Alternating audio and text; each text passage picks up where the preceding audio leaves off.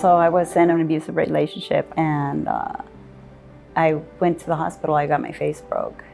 And when I got out of the hospital, I called the cops. Natalia was 5. I was couch hopping, so I stayed at a bunch of different houses. It was different because we just got out of one place and we're going into a new one, so I didn't know how to feel about it. It was hard because I had to keep them in school. I had to make sure that they got to school and that they didn't look like they were homeless, right? And so it was just a struggle, and I just had to make sure I stayed awake and kept them safe. There wasn't an option. I had to make sure my kids were safe, and if that meant for me to step into something that I was terrified of, like recovery and a homeless shelter, then that's what I needed to do.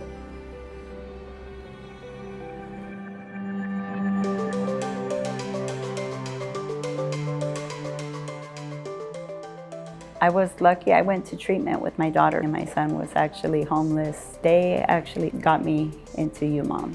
I was like 6 or 7 years old when we first came here. So they had like this kid room. They were using shaving cream and hiding toys in it. You just stick your hands in it and mess around to find toys in it.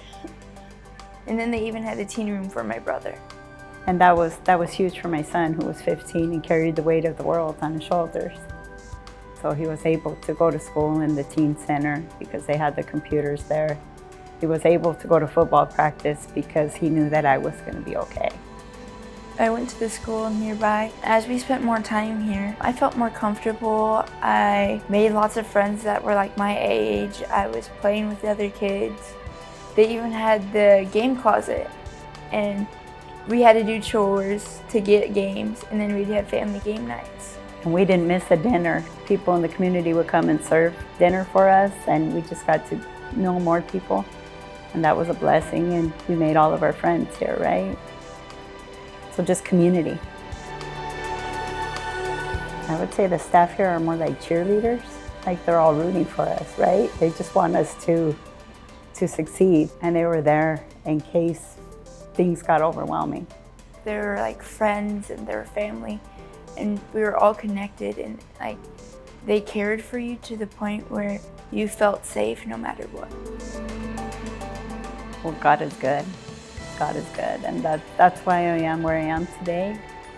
And so everything that I get to do is just another blessing. Right now I volunteer with Deep Within at the Cardinal Stadium to help men in recovery. I'm a mentor for a 15-year-old. I just get to do really cool stuff. So I was able to buy a house just because of the connection that I made then, and because I paid my bills on time. And I have a job where I'm financially stable, and I have the free time to do these things. But throughout the time where I am today, I could have never imagined when I walked in here where I would be at today. And because people cared. How I felt after my time at UMOM, like my heart is more there for people that are in the same situation that I was in. So it makes me feel like more compassion and more empathy towards them because I know where they've been or where they're at, because I've been where they've been. So Natalia likes to do outreach.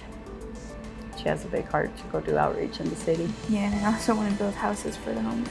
And now I'm actually putting that purpose into action because I'm doing construction at Westmet. Game changer. So I'm 16, I'm in high school, I'm in college, and I'm doing Westmet. Homeless is not who I am. It's a situation that I was in, and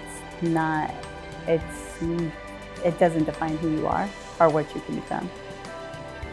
UMOM made a huge difference in my life, and you have no idea the impact that you can make on people by giving. Thank you to everybody that's contributed to UMOM, and thank you to UMOM for the difference that it's made in my life. Thank you for everyone that's contributed and donated. It really makes an impact, and thanks to UMOM and everything, we're where we're at now. And we love you, Mom. We love you, Mom.